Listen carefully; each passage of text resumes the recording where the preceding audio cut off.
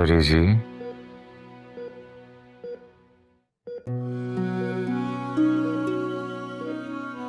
प्रेम जी, कैसे हैं आप? ठीक है।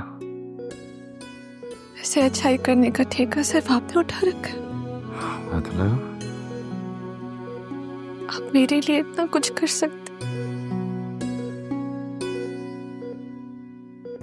तो क्या मैं आपकी तकलीफ देखकर आपके पास नहीं आ सकती? मैं था बस अपने प्रेम जी,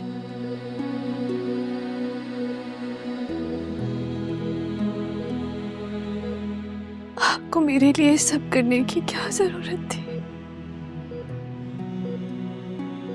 आप जानते हैं बिलाज को।